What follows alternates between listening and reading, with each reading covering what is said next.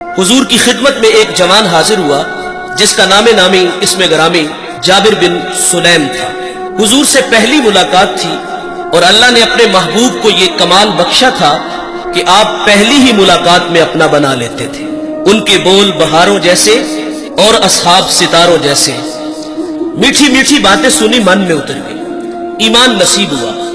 جانے لگے تو حضور سے عرض کرتے ہیں آقا میرے دامن میں کچھ حکمت کے موتی ڈال دیجئے۔ جو ابھی ابھی ایمان لایا ہے اس کو حضور نبی رحمت صلی اللہ علیہ وسلم نے پہلی نصیحت کیا فرمائی؟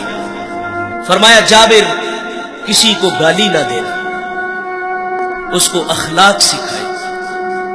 اور آپ فرماتے پھر میں نے ساری زندگی کسی جانور کو بھی گالی نہیں دی۔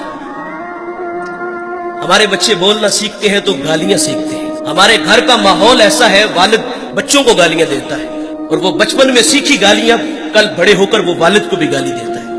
اور میرے نبی کا فرمان ہے مرغے کو گالی نہ دو۔ کیوں؟ فرمایا اس لیے کہ وہ تمہیں نماز کے لیے اٹھاتا ہے۔ یہاں رک کر کے ایک جملہ عرض کروں گا، فرمایا مرغے کو گالی نہ دو، وہ تمہیں نماز کے لیے اٹھاتا ہے۔ آج لوگ علماء کو گالیاں دیتے ہیں جو لوگوں کو دین سکھاتے ہیں، جنہیں استنجا کرنے کا بھی پتہ نہیں نہ ہوتا، جو منہ میں آتا ہے وہ کہہ دیتا ہے۔ فرمایا پسو کو بھی گالی نہ دو۔ تعلیم تو یہ ہے کہ کسی پر لعنت بھی نہ کرو۔ سیدنا صدیق اکبر رضی اللہ تعالیٰ عنہ فرماتے ہیں ایک دن مجھے غلام پہ غصہ آ گیا اور میں نے اس پہ لعنت کر دی تو نبی رحمت صلی اللہ علیہ وسلم فرماتے ہیں صدیق بھی ہو اور لعنت بھی کرے؟ رب کعبہ کی قسم ایسا ہرگز نہیں ہو سکتا۔ تو آپ جی میں شرمسار ہوئے اور اس غلام کو آپ نے کفارے کے طور پہ آزاد کر دیا۔ جابر کو حضور نے پہلی نصیحت فرمائی کہ کسی کو گالی نہ دینا۔ دوسری نصیحت فرمائی کہ جابر نیکی کو حقیر نہ جاننا۔ ہم لوگ گزر جاتے ہیں اس خیال سے کہ بھلا اس کا اجر کیا ہوگا۔ اللہ کی رحمت بندے کو بخشنے کے بہانے ڈھونڈتی ہے۔ ایک بہت بڑے محدث دنیا سے گئے، کسی کو خواب میں ملے تو پوچھا سنائے صاحب کیسے ہیں؟ کہا جنت کا باغ ہے قبر، آسودہ ہوں۔ تو اس نے عرض کی کہ آپ کا کون سا عمل آپ کی بخشش کا سبب بنا؟ تو کہا ایک چھوٹا سا عمل۔ کہا وہ کیا؟ انہوں نے بتایا کہ میں ایک دفعہ حدیث لکھنے بیٹھا، سیاہی میں قلم دبویا، باہر نکالا، لکھنے لگا کہ اس پہ ایک مکھی آ کے بیٹھ گئی۔ فرماتے میں نے اس خیال سے قلم کو روک لیا کہ یہ مخلوق خدا ہے، پیٹ کی پیاس بجھا لے میں پھر لکھ لوں گا۔ کہتے اللہ کو میری یہ ادا پسند آئی اور اللہ نے میری مغفرت فرما دی۔ جابر کو حضور نے ایک اور نصیحت فرمائی کہ جابر بن سلیم جس سے بھی ملو تو خندہ پیشانی سے ملو۔ ہم سٹیٹس کو باہر رکھتے ہیں، مذہبی لوگ ہیں ہم، غریب آدمی ٹائم لینے آ جائے تو ہم ٹائم بھی نہیں دیتے، کوئی مسئلہ پوچھنے آ جائے تو ہم مسئلہ بھی نہیں بتاتے۔ انتہائی معذرت سے کہوں گا ایک بندہ ڈسٹرکٹ منڈی بہاولدین سے چلا ہے، ایک کراچی سے چلا ہے، ایک پنڈی سے ہی چلا ہے، وہ لمبا سفر کر کے ہمارے پاس آیا ہے اور اس کی حیثیت کو دیکھ کر تسبیح دے کے مسجد کے نکر میں بٹھا دیا جائے کہ یہاں بیٹھ کے وظیفہ کرو۔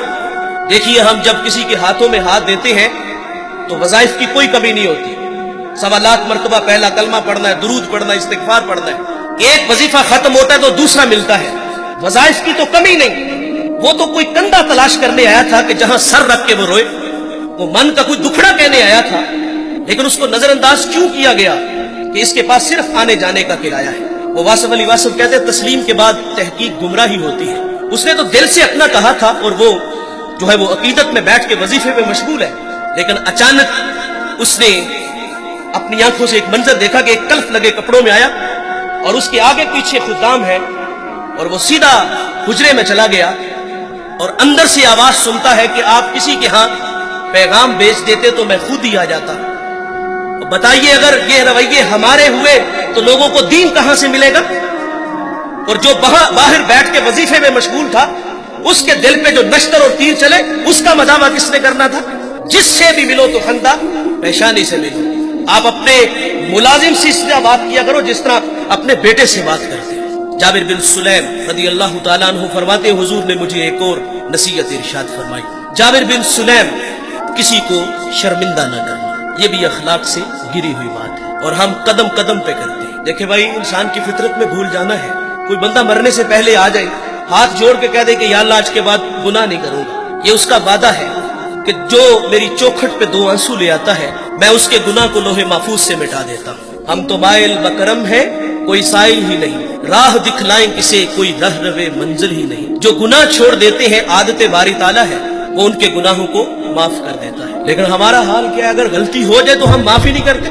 یار مثال کے طور پہ بندہ گناہ چھوڑ کے مسجد میں ہی آنا ہے نا اس نے, تو ہم کہتے ہیں لو 100 چوہے کھا کے بلی حج نو چلی اور پائی تینوں مسجد اراکی نے بہایا, اسی اللہ نے جس اللہ نے تمہیں دکھایا ہے. کبھی ہم کہتے چور چوری چھوڑ دیتا ہے, ہیرا پھیری نہیں چھوڑتا, جوتے چرانے آئے ہو. وہ یار وہ آ گیا ہے مسجد کی آبادی کا سبب بنا ہے.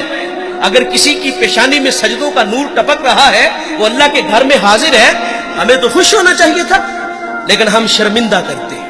جب اللہ معاف کر دیتا ہے تو ہمیں بھی عادت ڈالنی چاہیے. کسی کو فرمایا شرمندہ نہ کرو. نبی رحمت صلی اللہ علیہ وسلم کی اقتداء میں صحابہ نماز کے لیے کھڑے ہیں. بالکل جماعت کا ٹائم تھا کہ کسی کی ہوا خارج ہو گئی. جماعت کا وقت ہے, ظاہر ہے وہ فوری اٹھے گا اور جا کے وضو بنائے گا. جو وہاں سے نکل کر وضو کے لیے جائے گا سبکی تو محسوس کرے گا نا, شرمندہ تو ہوگا نا. لیکن دیکھیے بھائی, حضرت عبداللہ ابن عباس رضی اللہ تعالیٰ عنہ حضور سے اسی وقت عرض کرتے ہیں کہ حضور اگر اجازت ہو تو ہم سب جا کے وضو نہ کریں. اللہ اکبر. میرے نبی فرماتے ہیں بہت اچھے. وہ سارے اٹھ کے گئے اور وضو بنا کے آئے. اب کیا خبر کہ کس کی ہوا خارج ہوئی, تو شرمندگی سے بچایا. اس ویڈیو کو شیئر ضرور کریں, ہو سکتا ہے آپ کے ایک شیئر سے یہ بات کسی کے دل میں اتر جائے.